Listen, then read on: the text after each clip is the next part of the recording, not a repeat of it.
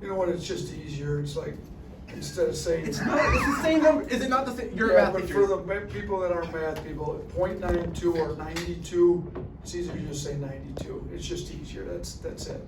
But for him, it's the same number. I'm literally It's the telling exact you same it's thing. easier. It's easier. No, it's literally, like, it's either saying, like, if you scored 1.1, Yeah. you're scoring Yeah. 1.1 or you're scoring 110. It's just easier. Thank Just you move for the decimal settling that. place 2 places. Yeah, that's it. These are the The things. NBA typically just uses per 100 possessions. They get a lot closer to 100 possessions or more a game. In college, when you only get 70 or 80, it's, I prefer to more use the decimal place. What do you like? I use the decimal place because that's how we get them in our analytics box scores. I'll Thank say you. a 1.2. In the NBA, most of the time they use per 100, so they'll say 120. There you have it. Now that we wrapped up math class. That's good, I like it. Thank you. Start the opening statement from coach and then take questions, so raise your hands. I mean, we're obviously coming off a tough loss. We did not play particularly well at Tennessee. They exposed some weaknesses. We're currently, if you look at conference-only games, we're dead last in turnover percentage on offense. We had not had that issue really until we hit conference play. So we've got to get some guys to start taking care of the ball better. Starting with our backcourt. Mark Ryland turned it over quite a bit. Tennessee, Aaron's had issues with his turnovers. I think those 3 guys really got to take care of the ball. Because Auburn turns people over more than anybody in the league if you look at conference-only games. So their strength on defense has been our weakness on offense, so that's going to be a major area of concern and where we need to look at. And Auburn's just playing well. I mean, Coach Pearl's doing a great job there. He's got them playing at an elite level. I mean, you look at their last 11 games where they're running through people. They're shooting the ball well. They're playing hard on defense. They're super deep. I think they're 3rd in the country in bench scoring.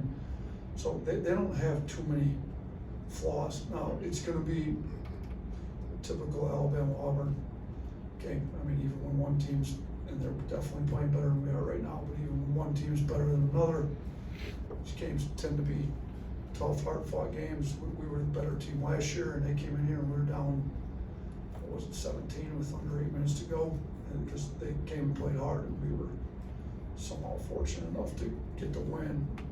Probably didn't deserve it for at least 30-plus minutes. We didn't deserve the win last year, so it'll be an intense game. Our guys need to play with a little bit more intensity, a little more toughness than we did at Tennessee, a lot more actually. But we do have a good offense when we're not turning the ball over.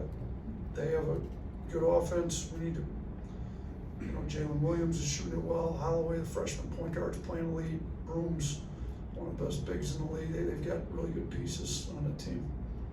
Start with Charlie. You just mentioned Broom. Just how important is it for guys like Nick and Grant and even though play well in this game? I mean, we've struggled in some of these games. We played some of the best bigs in the country. When we played Edie, Allo, Carl Brenner, Toby Smith's been pretty good. I mean, you kind of go down the list. We played some good ones. Broom's the leading scorer for Auburn. He's really good, so it is a concern. We've had foul problems with those guys. Nick's got to do a better job guarding him. Now, Nick hasn't been in foul trouble here lately, but he's got a history of it. He's got to do a better job guarding him without fouling. Grant did a pretty good job on Tolu. We might have to move Grant there a little bit. Wauke's got the same issue as Nick. He's got to do a better job without fouling. And Broom's tough. He's physical. He deep seals you. He can step out and make a 3. He can take you off the dribble. So he's not, he's not Zach Key. He's not that big. He's not as good maybe in the post, but he's got unbelievable footwork in there, and he's strong. So he's definitely a concern for us. Nick. Yeah, you talked about their just ability to force turnovers, but I mean they don't turn the ball over much in terms of non-steals. I mean, what do you see there from the way they take care of the ball? Yeah, I mean, they've got a freshman point guard that's doing a really good job running their team, taking care of the ball. So I see a quality team that's well coached, that understands the value of taking care of the ball, and we got to get better at it. We're not our defense has never been one to, you know, they play super hard. They kind of junk it up and they'll trap and, you know, different out of bounds schemes to try to turn you over.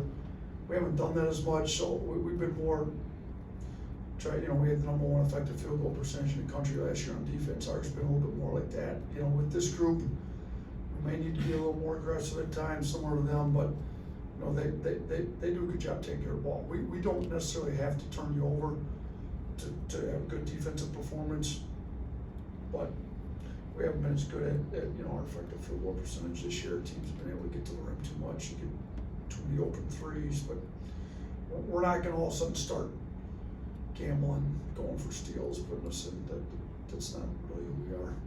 Like, Yeah, Coach, how would you describe kind of this matchup, this rivalry, and what it's meant to you and this team since you've been here?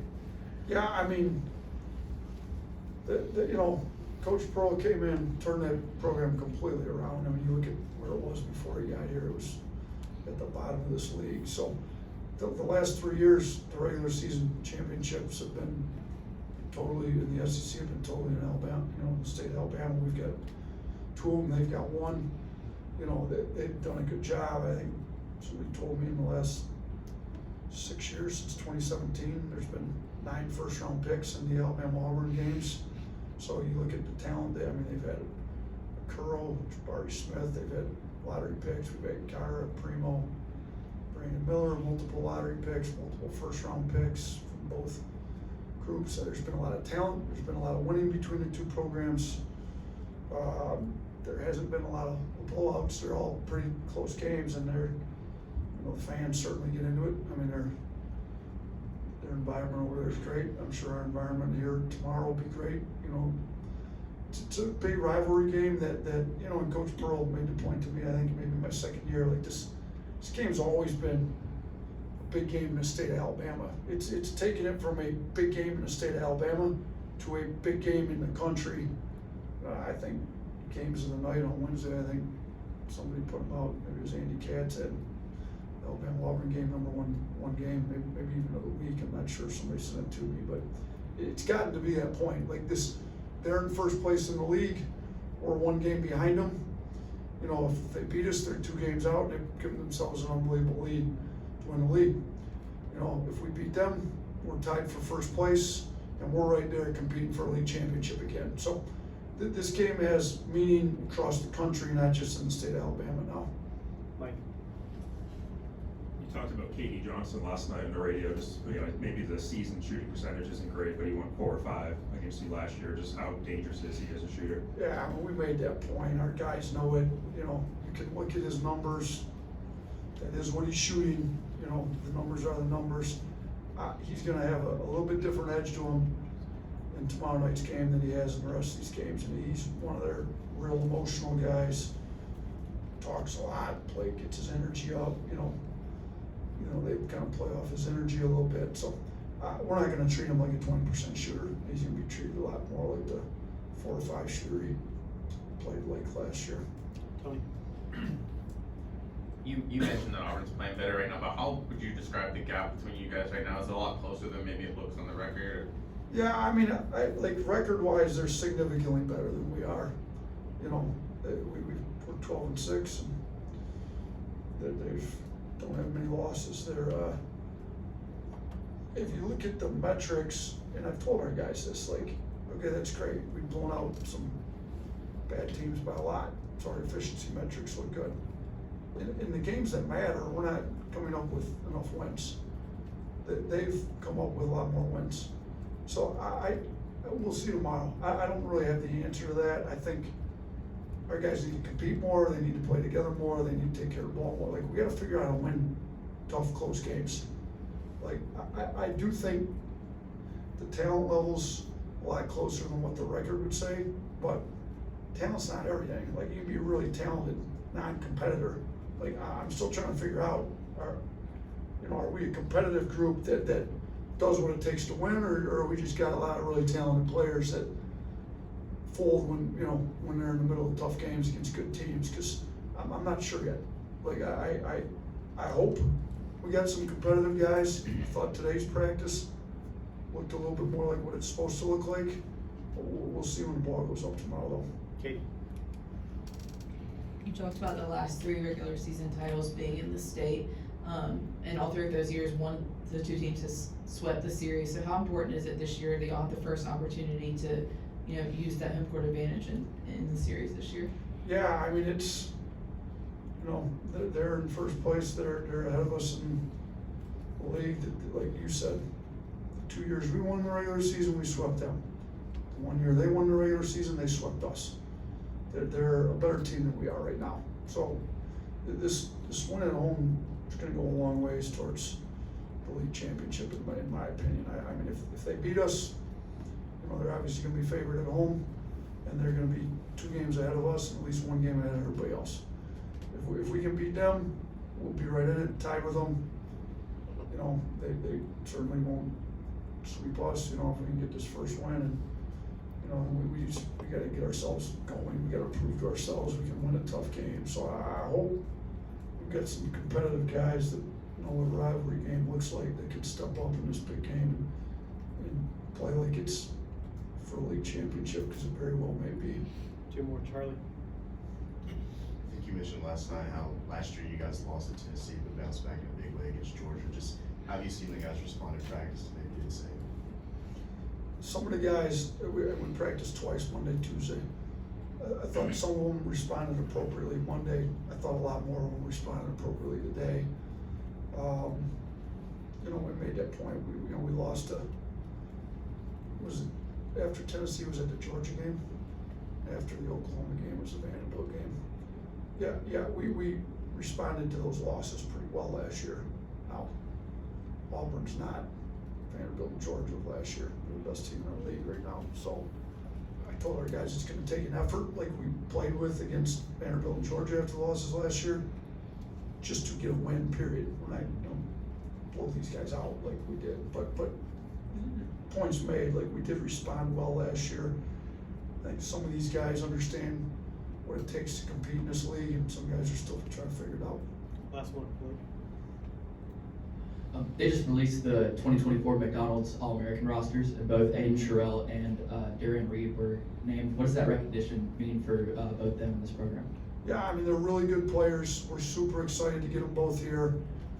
It's it was supposed to be the 24 best players in high school basketball. It's nice to have 2 of them. When you have more talent, it's easier to be a really good coach. It's easier to win games. So we're excited to have the opportunity to hopefully have more talent than a lot of our opponents next year. So our assistants did a great job.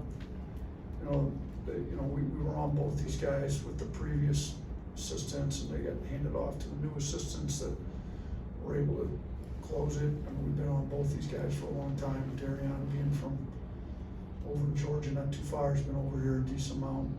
Aiden's originally from Detroit. I coached 11 years, and those people, he's kind of bounced around a couple different places, but they're both high school teammates now, which is pretty cool because we were recruiting them before they ever teamed up together. And their teams were one of the best teams in high school basketball. Hopefully they come in knowing how to win, competing. But yeah, you got to get good talent to win, and I like where we're at with this class. And then Nas is really good too. So he didn't make any balance game, but he's got 3 guys that are top 40, for sure top 50 players that are all very talented and fit the scheme that we want to play under. Thanks, Coach. Thanks, guys.